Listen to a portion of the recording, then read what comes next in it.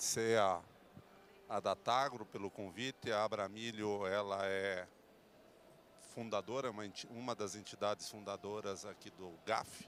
Então é um prazer enorme estar aqui, juntamente com os painelistas, Guilherme Campos, Bernard Kipp e o Vitor Gaspar, para tratar do tema de oferta e demanda de grãos. E aí a gente vai focar especificamente em soja e milho, que são as principais commodities aí de exportação do Brasil.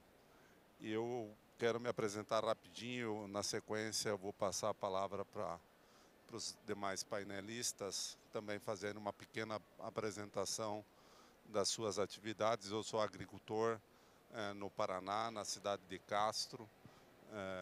Lá é uma atividade empresarial familiar. Tenho meus 2 filhos que estão aqui participando junto com a minha esposa desse evento, que trabalham comigo. Então eu sou a 3ª geração de agricultores, meus filhos, portanto, a 4ª geração trabalhando com agricultura.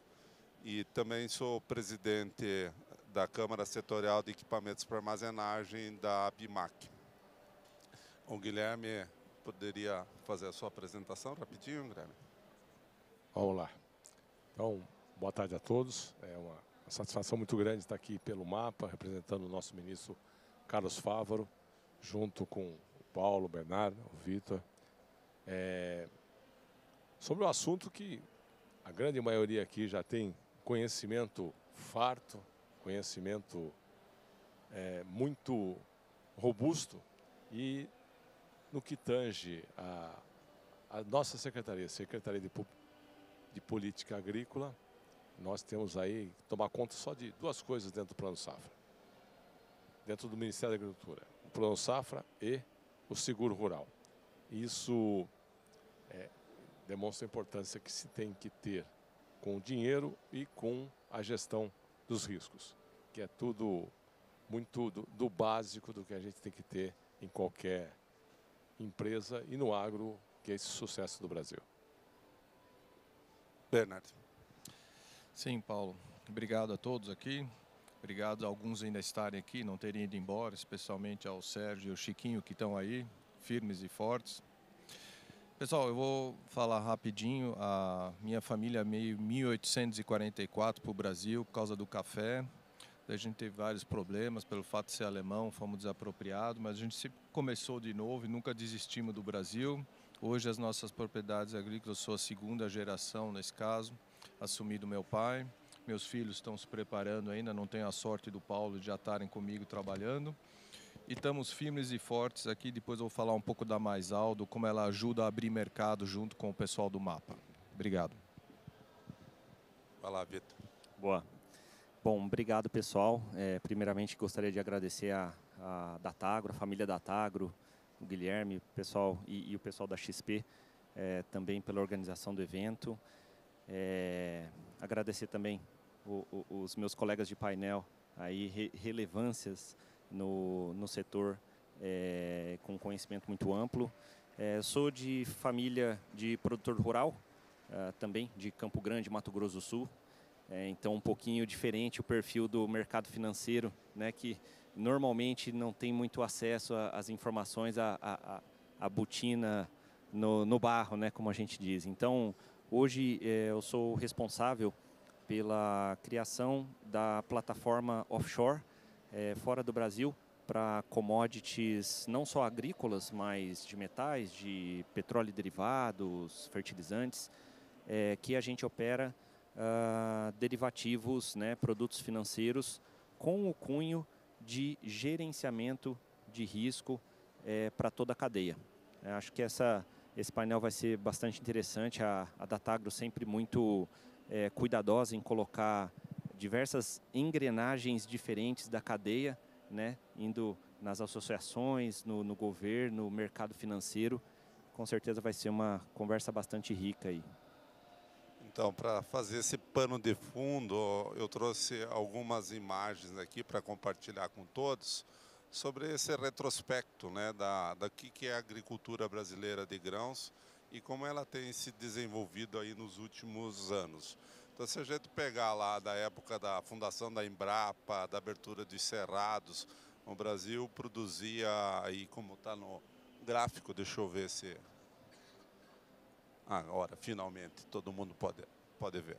Produzia em torno aí de 38 milhões de toneladas e hoje 330 milhões de toneladas. Então, a gente passou de um país que mal conseguia produzir para o seu próprio consumo para um país hoje relevante na exportação de grãos. E se pegarmos aí os últimos anos, desde que a biotecnologia ganhou espaço no Brasil, o crescimento médio tem sido em torno de 10 milhões a 11 milhões de toneladas todos os anos. Quer dizer, nós temos ano após ano, um crescimento bastante significativo na produção de grãos. E, ao mesmo tempo, um dos desafios nossos, obviamente, é o crescimento da déficit de armazenagem de grãos. E esse é um dos problemas que o Brasil tem enfrentado, entre tantos, que é justamente a gente ter condições de armazenar aquilo que a gente produz. Então, esse déficit também tem crescido, todos os anos, em média, 5 milhões de toneladas, ao ponto que hoje chegamos a 120 milhões de toneladas de déficit, e que é bastante preocupante para o futuro. E é um dos pontos que eu botei aqui para serem abordados também pela política agrícola, né, que esse faz parte do escopo do Guilherme, lá na Secretaria de Política Agrícola, porque está dentro do Plano Safra. E se nós avaliarmos somente a soja, a gente tem um cenário bastante importante, interessante, né? Que são 175 milhões de toneladas, das quais 112 praticamente é consumida aqui e um tanto, 64% é exportada dessa soja. Então, a gente tem um histórico e uma condição de produção de soja bastante relevante, principalmente a partir de um determinado momento, com o crescimento da segunda safra, em especial de milho. O milho passou a fazer parte de um casamento bem sucedido e, pelo jeito, com bastante futuro, que é a soja na primeira safra e o milho na segunda safra. Já o milho tem uma perspectiva de produção novamente de 130 milhões de toneladas, um pouquinho mais que isso, para esse ano safra 24-25, voltando àquilo que nós tivemos lá na safra 22-23. Só que o nosso potencial de exportação em relação ao consumo interno é em torno de 70% consumo interno e agregação de valor aqui no Brasil, quando os outros 30% ao redor disso são para o excedente exportável, que isso começou muito recentemente, né, no caso do milho. E nós temos aqui um ponto de virada bastante importante que eu abro aqui para um detalhamento mais profundo, que foi a introdução da biotecnologia, lá pelos anos 2005, 2008, que fizeram a mudança dessa história do milho no Brasil. Então, entrou primeiro a biotecnologia com a soja, na sequência com o milho, e em 2011, o que era chamado de safrinha, passou a ser a principal safra brasileira de milho. Então, ela ganhou espaço e ela vem ganhando espaço, e hoje mais de 100 milhões de toneladas provém dessa segunda safra, ou chamada safrinha. E, mais recentemente, aparece também a terceira safra, com um potencial bastante interessante lá no Nordeste e também em algumas regiões do Sudeste com irrigação. Então, esse é o cenário atual, a partir de 2011, e agora com um impulsionamento bastante importante através das usinas de etanol de milho, que estão sendo construídas no Brasil todo, principalmente nas fronteiras agrícolas, dando liquidez, gerando oportunidades aos produtores brasileiros de milho, e também transformando esse etanol de milho, esse processo de produção do etanol de milho, em outros coprodutos como o DDG, que é altamente rico em proteína para a nutrição animal. E no final das contas, a balança comercial brasileira, ela está muito dependente do agro, e do agro está lá a soja em grãos, que é bastante significativa, e basicamente daquilo que gera de fluxo positivo no nosso balanço de comércio, está vindo em boa parte da soja e uma parte também, obviamente, do milho e do valor e dos produtos industrializados do agronegócio. Então esse é um cenário que eu gostaria de passar, olhando como um retrospecto, e já passando a palavra para o Guilherme, olhando, Guilherme, dentro do Brasil, como o Brasil está se preparando para enfrentar os desafios que nós temos todos os dias, né, vamos dizer, enfrentado aqui como produtores, a questão, o que está dentro da alçada do Ministério da Agricultura no planejamento da política agrícola que está sendo feito. E você também tem uma apresentação, né, Guilherme, breve para fazer. Já? Está aqui? Podemos passar, sem apresentação, acho que vai melhor. Então vamos lá. Vamos lá. O Brasil é um grande case de sucesso do mundo agro no passado recente. E a culpa a gente pode colocar em dois grandes atores. A Embrapa, que deu toda a tecnologia para essa conquista da agricultura tropical. E o segundo grande ator, o grande culpado desse processo, é o produtor rural, né? O produtor rural que, na sua grande maioria, saiu do sul, do sudeste e foi conquistar o centro-oeste. E essa nova área, essa nova vertente dentro do agro nacional fez essa transformação do agro brasileiro que todos nós conhecemos muito bem. E que cabe ao governo brasileiro? É correr atrás das demandas que esse sucesso gerou. Gerou um sucesso tão grande que tudo é pouco agora. A logística é pouca, a questão da armazenagem é pouca, a questão de você estar levando esses insumos também é pouco, e o Brasil vem dando conta dessa demanda. E essa transformação é de um período muito curto, nós estamos falando aí, menos de 50 anos. Menos de 50 anos e o Brasil promoveu essa grande revolução. Na questão da armazenagem, mais que a questão do déficit dessa armazenagem, é onde está concentrado esse déficit. Quando a gente vem para o sul, para o sudeste, está tudo mais ou menos organizado. É uma agricultura mais antiga, já tem uma estruturação muito grande vindo, principalmente das cooperativas, e que já tem um caminho bem adiantado. Agora, quando a gente vai para o centro-oeste, e principalmente para a mais nova fronteira, que é lá no Mato Piba, no norte do centro-oeste, fazendo essa vizinhança com o nordeste e o norte, essa aí a gente tem que viabilizar muito como chegar esse recurso lá. E dentro do Plano Safra já existe recurso especificado para essa área de armazenagem que, para nossa surpresa, nesse ano, na safra 24-25, sobrou recurso. É algo que nos espanta, dentro de toda a demanda, ter ficado o recurso sem ser utilizado. Nós conversamos com o Paulo, aqui com o Bernardo, com as instituições financeiras, com mais produtores e mais instituições, para tentar fazer um diagnóstico do porquê que isso que é impensável, em cima de uma necessidade tão grande, ter acontecido.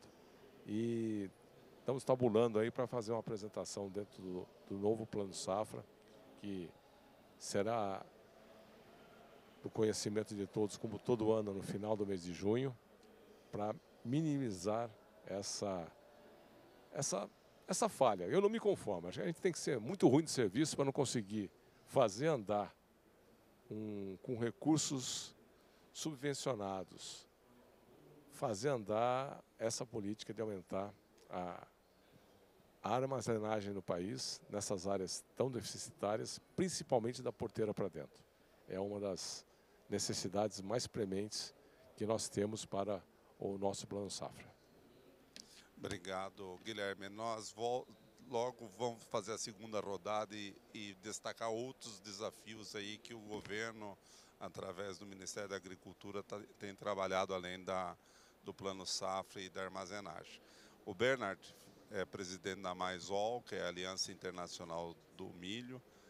Esses 3 países que fazem parte da aliança são o Brasil, os Estados Unidos e a Argentina, são responsáveis por 50% da produção mundial de milho e em torno de 70% a 80% da comercialização mundial de milho. E o Bernard, como tem participado de missões mundo afora, justamente para abrir mais mercado, para tratar sobre regulação, já que tanto a soja como o milho são no Brasil praticamente 95, 99% provenientes de biotecnologia, há uma barreira na comercialização desses produtos lá fora, uma barreira sanitária e regulatória que tem sido enfrentada pelo Brasil, mas através da Maisol de uma forma conjunta com os nossos principais concorrentes mundiais de milho. Eu queria que você explicasse, Bernard, para todo mundo, como que concorrentes no mesmo mercado conseguem trabalhar juntos, abrir mercados para que todos possam vender. Eu acho que é um case bastante interessante que pode interessar ao nosso público. Com certeza. Paulo, a Maisol nasceu há 13 anos atrás e alguns dos fundadores da Maisol estão aqui entre nós. E realmente é uma história muito bonita do bom senso e da lógica. Tá? Temos hoje aqui o Harold Voller, que está aqui representando os Estados Unidos. Tem os argentinos também. É a união dos produtores de milho do Brasil, da Argentina e especialmente dos Estados Unidos, que tem uma estrutura muito maior do que nós, é o maior produtor e o maior exportador de milho. Nós nos juntamos e muitos de vocês talvez se perguntam por que os 3 maiores concorrentes se juntaram, né? Se nós temos 70%, 80% da produção a nível de exportação do milho, por que a gente se juntou? Bom, em primeiro lugar, a gente se juntou porque a gente tem vários desafios em comum, tá? E o maior deles é exatamente o que o secretário disse e o Paulo disse, que é que muitas pessoas ainda não aceitam a biotecnologia, o famoso transgênico, tá? Então, esse é um dos motivos que se nos uniu. E, de outra maneira, a gente também percebeu que, conversando junto, os 3 produtores estando juntos, a gente abriu muitas portas. Aí, por exemplo, vocês veem uma foto, eu deixei todo o material em inglês para vocês verem que a gente está lá fora, sempre nos Estados Unidos, junto com os Estados Unidos, lá fora no resto do mundo, lutando, literalmente lutando, o pessoal do MAPA sempre ajudando, o pessoal do governo americano ajudando, o pessoal do governo argentino ajudando. Muitos de vocês não sabem como é um trabalho árduo por parte de todos para a gente conseguir exportar. Todo mundo acha que é fácil, é só mandar um navio. Tem muito trabalho, os adidos agrícolas do governo são fantásticos, tá? Um pessoal que trabalha duro. Quando a gente faz essas viagens, e eu tenho feito bastante, o Paulo também, um dia de 16 horas é o normal, tá? E o pessoal está todo mundo junto. Essa é uma foto até lá na Coreia do Sul, onde o pessoal nos questionou se a gente andava sem máscara ou se a gente andava sem luvas no meio do nosso milho, porque o milho transgênico provavelmente ia atacar a gente e ia acabar com as nossas orelhas ou com o nosso cabelo, tá? Esse tipo de ignorância ainda é muito normal, tá? E eu estava aqui com o Harold falando exatamente isso, que talvez a nossa maior luta é contra a ignorância, tá? E muitas vezes eu vou dizer para vocês, a ignorância hoje é muito expressa também pela polarização. E nós que produzimos, a gente não quer nenhuma polarização, seja da esquerda, seja da direita. Nós queremos que a ciência, que o bom senso prevaleça, tá? E é isso que nos une na Maisal. É a gente lutar para um mercado com bom senso, com lógica, com fatos, com ciência. Para vocês terem uma ideia, existem mais de 3.000 estudos científicos que comprovam que a biotecnologia não traz nenhum mal para a sociedade e não existe nenhum estudo científico de que ela é perigosa para a sociedade. Só que todo mundo lê no mínimo uns 5, 6 artigos por semana falando mal de coisas que não são verdadeiras. Inclusive hoje a presidente da Noruega aqui, que veio aqui, que deu com o Plínio Nastário um discurso muito bom sobre o bom senso e sobre conhecer fatos. Nós estamos aqui exatamente lutando para que os fatos e a realidade sejam vistos pela sociedade civil. Então a gente roda o mundo, a gente viaja muitos países, a gente abre mercados novos, a gente tenta fazer com que o bom senso realmente seja entendido. E acredita em mim, pessoal, é duro, é sacrifício de a gente conseguir abrir esses mercados, porque esse pessoal é bombardeado por informações errôneas, é bombardeado com ideias malucas. Já teve gente que perguntou para nós se a gente garante que após uma transgenia no milho, por exemplo, se o campo ser usado, se alguém beber a água desse milho, as crianças vão nascer sem orelha, tá? Isso foi perguntado numa pergunta muito séria. Então, a ignorância é muito grande, é disso que a gente luta, a gente mostra como com a biotecnologia nós conservamos mais o solo, que nós somos mais sustentáveis, que nós usamos menos defensivos agrícolas, que nós, no fundo, não só protegemos o meio ambiente, protegemos o bolso também do produtor, que também protege todo macroeconomicamente o nosso país. Um agricultor que ganha dinheiro, que é sustentável, tanto na questão ambiental como na questão econômica, ele não se torna um perigo para a sociedade. Então, quanto mais nós formos pró-tecnologia, menos nós vamos ter problema. A mim parece meio óbvio, mas impressionante que muitos com celular na mão, querendo andar num carro elétrico, querendo ter um computador novo, um smart TV nova, é contra a biotecnologia. Então isso não faz sentido. Então nos ajudem a divulgar isso, porque isso é fundamental. Então a gente traz todos esses trabalhos que a gente mostra de que o plantio direto, que realmente melhorar a qualidade do solo, usar sementes que aguentam a falta de água, que hoje isso é possível na transgenia, isso tudo traz benefícios. E daí tem esse mapa que eu gostaria de mostrar um pouco para vocês, rapidinho. O pessoal verde no mapa são aqueles países que usam e fazem a biotecnologia, endossam a tecnologia, tá? O restante, tá? Tem os amarelos que importam a nossa tecnologia, sabe que precisam delas, mas são muitas vezes muito influenciados por esse grupo de países que está em azul, que são os europeus. Lá, eles são contra a biotecnologia, mas é muito engraçado. Todo ano eles importam o nosso milho, porque eles precisam do nosso milho. Mas eles proíbem os próprios agricultores a usarem, muito mais por uma questão de crença política do que realmente científica, porque não tem estudos científicos. Então, um dos nossos trabalhos da Maisal, de abertura de mercado, é de realmente fazer com que as pessoas saibam disso, escutam isso. Eu até peço desculpas se às vezes parece que a gente está falando algo tão óbvio, mas infelizmente às vezes o óbvio não é entendido.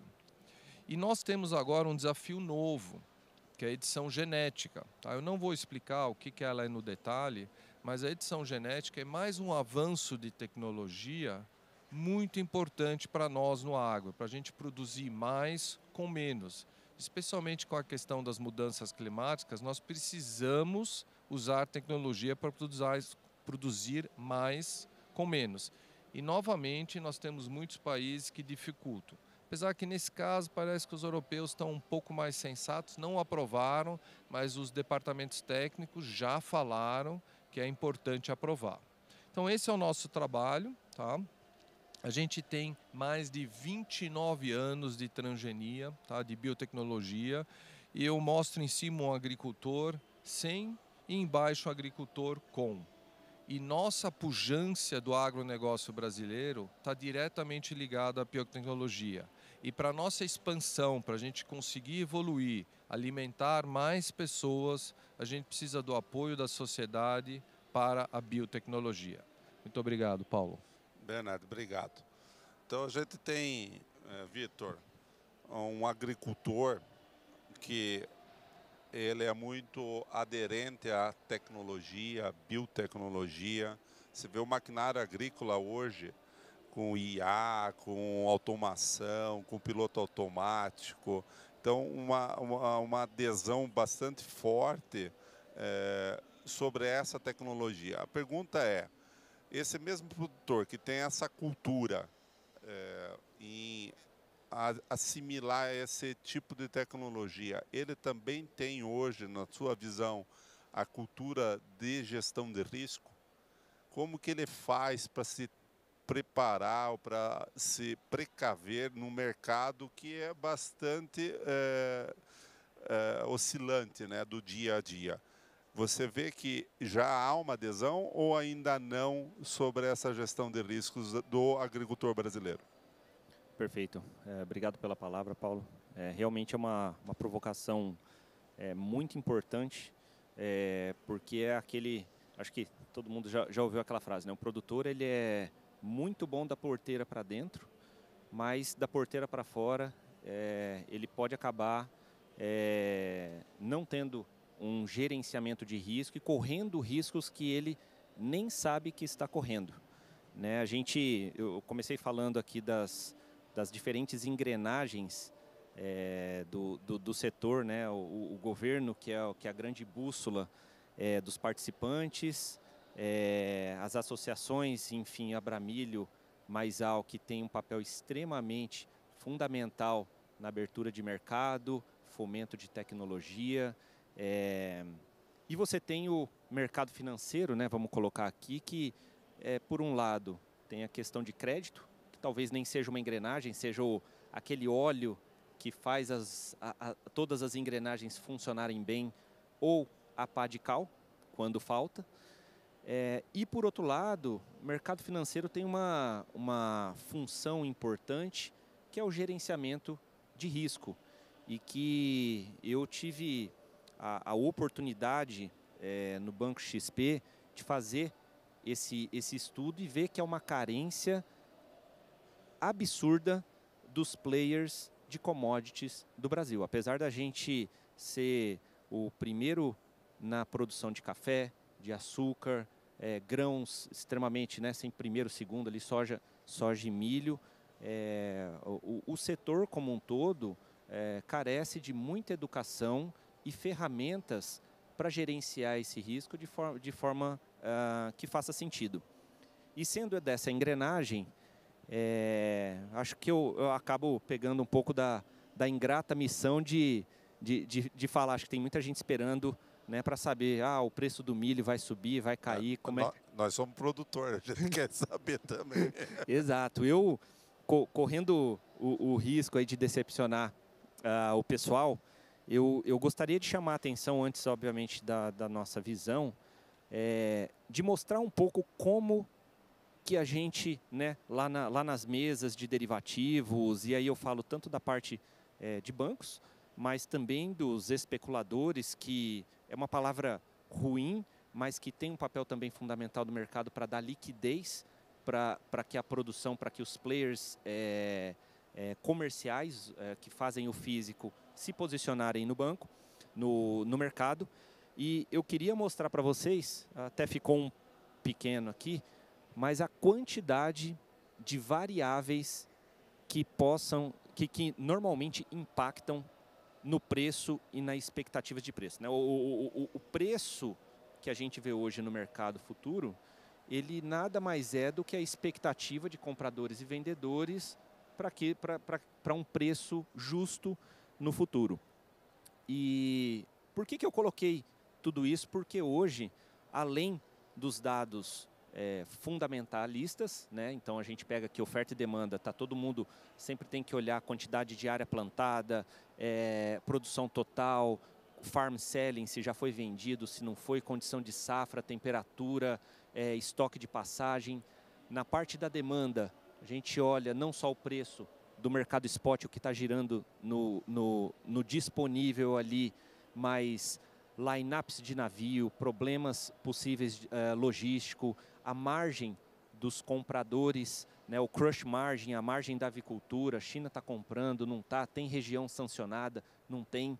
E você olha isso para o curto prazo, mas para o longo prazo, para o médio e longo prazo, você analisa novas tendências de consumo, novos projetos, que é o caso das usinas de etanol de milho, né, que a gente alterou ali e pretende ainda mais alterar no médio e longo prazo toda a estrutura, não só de consumo local e de logística, de escoamento da safra, e também os dados não fundamentalistas, né, os metadados, dados dos dados, que aí é uma coisa muito mais técnica, né? Você olha altas e baixas históricas, correlações de preços, sazonalidades, você entra toda na parte dos algoritmos e backtests de indicadores. Então, assim, eu tô colocando tudo isso aqui para mostrar que esse é um trabalho que não tem uma receita pronta e que mesmo com todas essas variáveis, né, a gente tem muitos fundos de hedge que estão com posições gigantescas na Bolsa e que normalmente não acertam, né? A gente tem uma análise de S&D, que é o Supply and Demand, que é normalmente uma foto do cenário, mas às vezes o preço está olhando a disponibilidade daquele ativo. Não, pode estar tudo perfeito ali, um estoque de passagem, produção, não tem déficit, mas de repente a disponibilidade não está pronta, faz com que o comprador persiga um preço maior para poder comprar, né? Você tem também entre essas variáveis uma importância, que às vezes o mercado está olhando um relatório do SDA, por exemplo, que olha lá, está olhando um estoque de passagem, talvez seja o principal dado ali, mas todo mundo está olhando a área plantada, que é naquele momento o que faz preço. Ninguém olha o estoque de passagem. E falar um pouco também, deixar muito claro que essas informações, a informação de qualidade, ela é muito cara, né? A gente, só para dar um exemplo muito rápido aqui, tem consultorias de mercado para hedge funds que hoje utilizam drones com raio-x, com câmeras de raio-x, e que ficam percorrendo, por exemplo, no setor de petróleo, os tanques das refinarias dos Estados Unidos, para tentar capturar alguma informação ali que faça o mercado subir ou cair. Então, assim, esse nível de detalhe, imagens de satélites, modelos de AI, e eu acho que falar de para onde o preço vai amanhã não deveria ser o foco do produtor, do agente da cadeia, num primeiro momento, tá? Porque a gente não vai conseguir competir com esse pessoal de igual para igual, tá? Existe um trabalho muito bem feito, a expectativa do mercado subir ou cair, ela é a cereja do bolo, mas a gente tem que construir o bolo primeiro. Então, existem formas muito mais fáceis de gerenciar, mais realistas de gerenciar o risco, que o produtor, o agente da cadeia do agronegócio acaba deixando de lado. E aqui vou falar rapidamente, né? A infraestrutura e armazenagem, junto com a desalavancagem, gera uma flexibilidade comercial, né? O produtor ter a possibilidade de esperar, não vender a safra dele num pior momento de mercado, faz muito sentido, se paga, tem um payback muito rápido. E Ou é seja, algo... ele está capitalizado e tem onde guardar a produção, é isso? Exatamente, segurar para o momento certo de vender.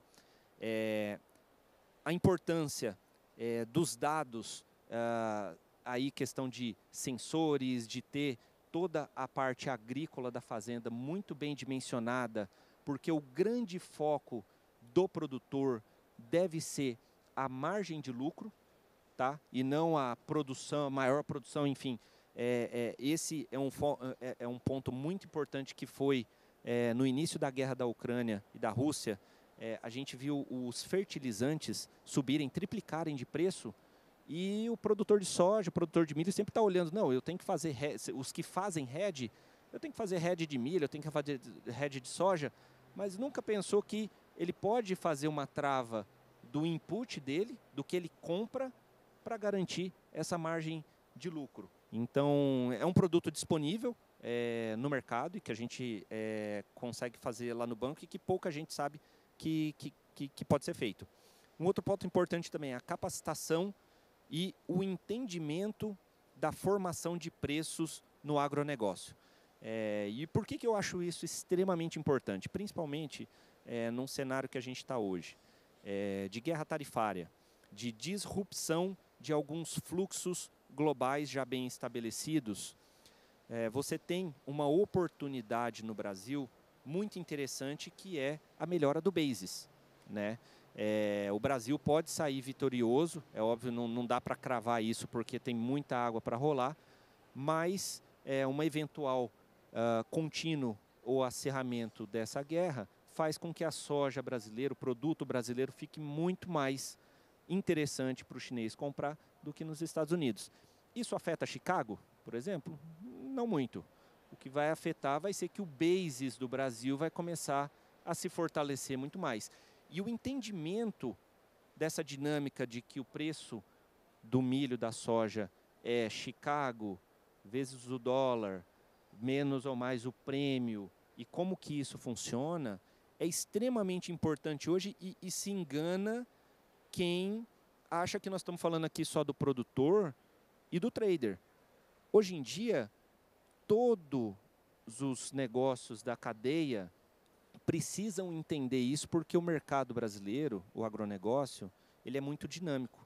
Nós temos a sorte de ter o produtor empreendedor e que referencia qualquer custo, qualquer transação financeira na soja e no milho. Então, às vezes, aquela empresa que está chegando para vender drone para o produtor não está conseguindo vender, mas se ele montar uma operação de barter, que ele não vai receber dinheiro, vai receber milho ao invés do recurso, faz muito mais sentido, ele consegue vender muito mais. E aí ele acaba tendo uma exposição do grão. Então, é um mercado muito dinâmico e eu acredito que esse entendimento tenha que ser feito por todos os entes da cadeia. Novos formatos de venda, tá? Então, justamente o entendimento do basis te dá a possibilidade de vendas, travamento somente de Chicago, travamento somente do dólar, faz bid das empresas do basis, você abre um leque de novas operações que você consegue fazer e que vão te dar muito mais oportunidades para poder transacionar no mercado. E por último, a questão do derivativo ser um aliado nessa gestão de risco, né? A gente escuta lá na XP, a gente foca muito no educacional do cliente, então a gente pega muita empresa que está começando na gestão de risco e o que a gente mais escuta é o seguinte: não, eu não mexo com derivativos não, porque a empresa é muito conservadora, a gente não faz derivativos. Quando, na verdade, ser conservador é justamente usar o derivativo para minimizar o risco. Se você não usar um derivativo, você está correndo o risco de mercado de não comprar a ureia por $300 agora e ter que pagar $800 se acontecer alguma coisa no mês que vem. Então, esse entendimento de que o derivativo, as mesas são aliados no gerenciamento de risco é extremamente importante para que o agronegócio fique mais blindado dessas incertezas de mercado. Mas se você puder definir ou sintetizar, a cultura do produtor brasileiro ainda não está preparada ou absorveu a questão da gestão de risco de uma forma mais ampla. São poucos agricultores ainda que fazem essa gestão, ou não? Perfeito. A gente vê que, enfim, acima de 5 mil hectares, 10 mil hectares, o próprio produtor vê a necessidade de ter isso na sua aplicação, porque aí os volumes começam a ficar maiores e é um produtor que já começa a ter mais contato com os serviços financeiros. A gente tem como aliados as próprias tradings, né, que acabam fazendo esse trabalho para o produtor menor, porque ela oferece algumas formas de negociação e ela faz o hedge em nome do produtor, né? Obviamente existe um custo para isso, né? Então, por isso que o entendimento da formação de preço para o produtor faz muito mais sentido, porque ele não precisa deixar dinheiro na mesa e conseguir fazer ele mesmo. Então, tradings, cooperativas são nossas parceiras também, tanto no educacional quanto no fomento dessas estruturas para o mercado. Obrigado, Vitor. Guilherme, o mundo espera muito do Brasil na questão de alimentos, sejam eles lá para virarem ração, um alimento indireto ou alimentação direta. E o Plano Safra é uma parte da política agrícola, política pública fundamental para preparar o país para esse crescimento que é emergente ou é necessário para atender essa demanda mundial crescente. Só que o Plano Safra, ele vem lá do Manual de Crédito Agrícola da década de 70, onde o ciclo de cultura não tinha biotecnologia, as culturas demoravam muito mais para o estágio, né, vegetativo delas era mais longo. Você tinha basicamente a agricultura no sul do país e isso tem mudado, só que basicamente nós continuamos com o mesmo prazo de vigência do Plano Safra, começando no meio do ano. Você acha que um Plano Safra estruturado dentro do orçamento público da União possa viabilizar mais recursos para ele? Porque hoje são 16 bilhões de reais somente que tem de subvenção para o Plano Safra. Esses 16 bilhões de reais é o subsídio que o Tesouro dá para a agricultura chamada familiar e agricultura empresarial de escala. Então é um recurso realmente não suficiente para demanda, para custeio, para seguro agrícola, para investimentos. Você acha que se a gente conseguir mudar isso para o ano fiscal e com orçamento tratado dentro do Congresso, esse cenário possa melhorar, não? Bom, o Plano Safra é um sucesso. É o plano de governo, plano de Estado mais longevo que nós temos no país. Começou lá com o Cabreira, lá atrás, e era o grande responsável pelas ações de financiamento da atividade agrícola. Agora, graças a Deus, que ele não está dando conta, porque a eficiência e a capacidade de produção do setor privado aumentou, mas aumentou muito mais que o Brasil. O sucesso do agro fez o agro descolar em relação ao tamanho do Brasil em todas as outras atividades, inclusive dentro do orçamento do governo. E como é que isso está sendo absorvido pelo mercado? Cada vez mais a iniciativa privada tem as suas alternativas de financiamento. O Tesouro Nacional, ele vem sendo cada vez mais limitado para as suas ações. O Plano Safra passou a ser o grande norteador do crédito para o produtor. principalmente no custeio. Né? No custeio, nas ações de investimento a longo prazo, com uma subvenção muito interessante, muito importante. Mas hoje o Plano Safra, quando a gente pega um montante global de tudo aquilo que é financiado na atividade no Brasil, ele pode chegar aí de 40% a 45% de tudo aquilo que é financiado. E você tem razão, que o mundo está olhando para o Brasil e olhando com olhos de um grande jogador nesse processo, que passa a ter uma relevância cada vez maior, passa a ter uma importância cada vez maior para a questão da garantia do alimento para o mundo todo, principalmente no sul asiático, que vem ano a ano ganhando participação no nosso mercado e transformando o Brasil nesse fenômeno. Se o Brasil não está bem em campo, nós estamos aqui no estádio que é jogo de futebol. Em campo nós não estamos lá tão bem, mas no campo é show de bola e tem uma relevância cada vez maior. Na última edição do Outlook Forum do USDA, nós estivemos lá presentes, a pedido do ministro, e os Estados Unidos mostrou ali uma preocupação muito grande com o Brasil. Ao contrário do que disse aqui o Bernard na questão da convivência pacífica com o milho, os Estados Unidos como um todo, a gente vê uma preocupação muito grande com esse aumento da presença do Brasil nos principais mercados, nos grãos, principalmente na soja. A preocupação com a rentabilidade do produto, a preocupação com a competitividade que o Brasil tem na sua produção.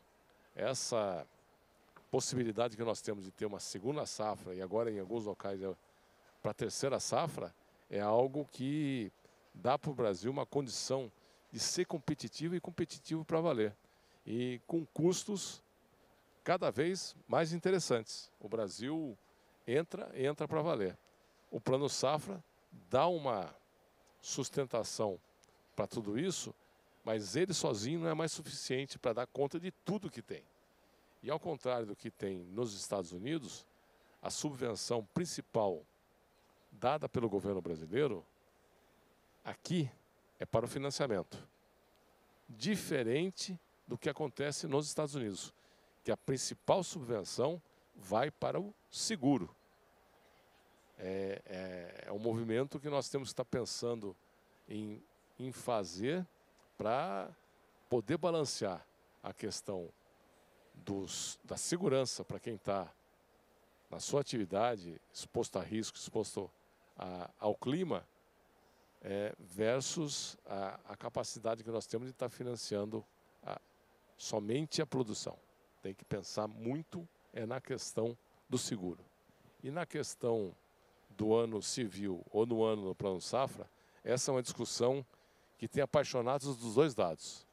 Tem dos dois, assim, podemos passar a noite aqui que não vamos chegar a uma conclusão. Obrigado, Guilherme.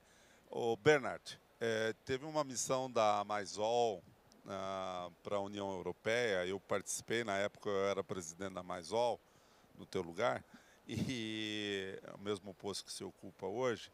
E nós estivemos no DG Santé, que é uma espécie de Anvisa da União Europeia. E lá na discussão, estavam os Estados Unidos, o Brasil e a Argentina, nós mostramos para eles, logo como a resposta à primeira pergunta que eles fizeram, que era o que vocês entendem sobre sustentabilidade na agricultura. Então a gente foi mostrando lá plantio direto, daí tinha fotos de minhoca, aquela massa de palhada em cima do solo, falando bastante sobre essa conservação de nutrientes e o próprio solo, né, da erosão e tal. Aí chega o responsável por esse departamento que libera o consumo e a compra de biotecnologia, de produtos de biotecnologia para a União Europeia e falou assim para nós: olha, isso essa noção de ou essa definição de sustentabilidade é na visão de vocês, porque aqui da União Europeia nós entendemos que é o contrário, que vocês não são sustentáveis. Daí todo mundo parou e perguntou, mas por quê? Não, veja aqui no Google, ele tinha um computadorzinho na frente dele e virou assim para lá, veja aqui no Google, o glifosato que vocês usam para fazer o plantio direto, ele mata a terra.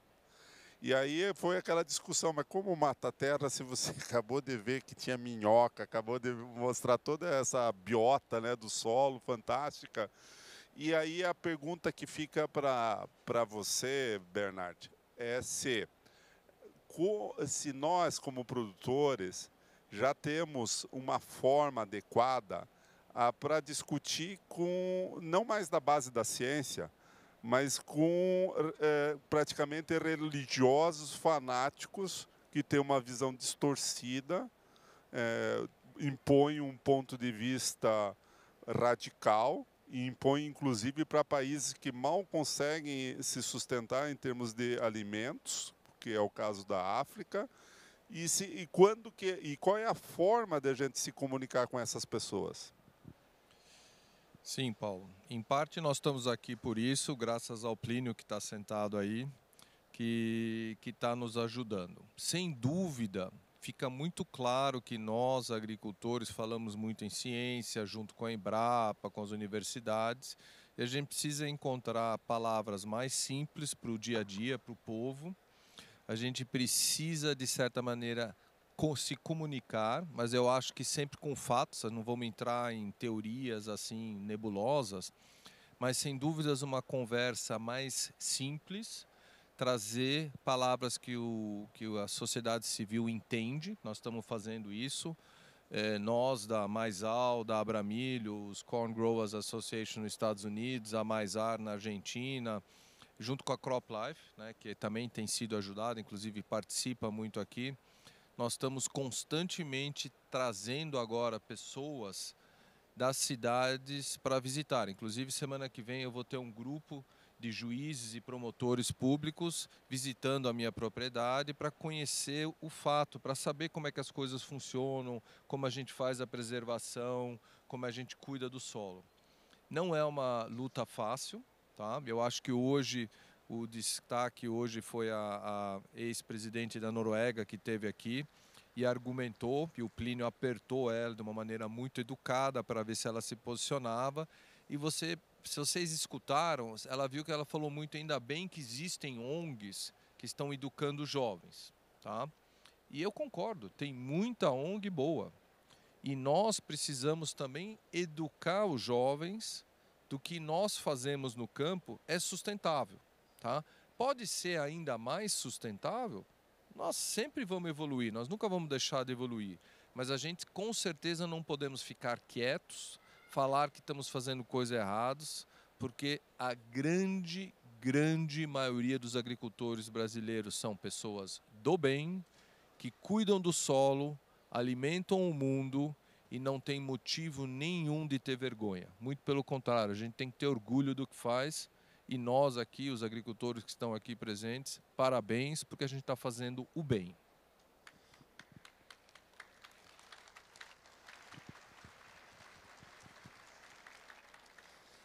Vitor, eu sei que você não tem bola de cristal. E aí você já deixou claro já no comecinho da sua apresentação. Mas um cenário aí de curto prazo, nessa situação global aí de tarifaço e briga geopolítica, etc. Você vê que a agricultura brasileira de grãos tem uma perspectiva positiva nesses próximos 2 ou 3 anos de safra? Perfeito. Bom, eu acho que sim, né? A gente aí pode ter uma discussão muito mais do timeline disso, se vai ser no curto prazo, médio prazo, longo prazo. Eu, como produtor rural, também sou long, né? Sou comprado na produção agrícola no médio e longo prazo. Tem toda uma questão já muito discutida, enfim, de aumento da população, enfim, insegurança climática, e que eu acho que falando de curto prazo, a situação é um pouco diferente. Vou dividir aqui um pouco da nossa visão, tanto de soja... O que é o curto prazo aí nesse O curto aspecto? prazo nos próximos 6 meses, colocando aí até a próxima safra ali, no caso da soja, olhando mais contratos de março, maio, né, que representa a nossa safra aqui no Hemisfério Sul, e o milho até novembro ali, né, ou até uma entre-safra. O que a gente está vendo? Soja, a gente vem nas últimas 3 safras um superávit positivo, então ela acabou carregando já um estoque de passagem muito bom. Então, se você pegar aí um stock ratio, né, o quanto que o estoque representa da demanda, nós estamos na casa de 30%, então que é um valor historicamente elevado e que justifica os preços de Chicago aí na casa dos $10,50 por bushel, 10. Então, a nossa perspectiva é de que o mercado vai ficar estacionado nesse nível e talvez com um cenário um pouquinho baixista, dependendo de como vai ser o weather market, né, que é esse momento de desenvolvimento da safra americana e que tudo pode acontecer, né? A Datagro faz um trabalho muito bem feito de consultoria e, enfim, tem várias outras empresas também, mas é uma referência e a gente está sempre de olho nos números que o USDA solta de condição de safra, mas a gente acredita que dificilmente esse mercado possa subir de forma expressiva. Então, 10,50 no Chicago, acho que faz bastante sentido. O milho já é uma situação um pouco diferente. Então, você tem um estoque de passagem. Nos últimos 2 anos, a gente teve um pequeno déficit. Então, os estoques de passagem são menores. O stock ratio na casa de 20%, onde começa a ter um pouco mais de insegurança e qualquer dúvida com relação à safra, a nossa safrinha, né, que entra agora, tanto e a safra americana pode puxar esse preço muito rápido. Olhando milho Brasil, que eu acho que é a grande referência aqui, né, que é a B3, a gente tem uma visão até um pouco engraçada, que a gente acredita que se a pressão de safra puxar esses preços muito para baixo, aí na casa dos 60, pode ser que no final do ano a gente tenha um aumento expressivo de preço. Por quê? Você puxa o preço para baixo, o câmbio, a exportação começa a raspar muito milho, né, tirar esse milho do mercado, e lá na entre-safra do milho, acaba faltando para a grande demanda de usinas de etanol que a gente tem hoje, né, que foi aí, agora está ficando cada vez mais relevante. Se o mercado não sofrer tanto esse efeito da pressão de safra, o mercado vai se manter, porque aí o milho vai ficar no território nacional e as usinas vão conseguir cadenciar essas compras, tá? Enfim. Tá ok, Vitor. Obrigado. Eu gostaria que vocês dessem uma salva de palmas aqui para os nossos painelistas, o Guilherme, o Bernard e o Vitor. Muito obrigado pela presença de todos. Obrigado, Plínio. Obrigado, família Anastari da Datagro. Obrigado, pessoal.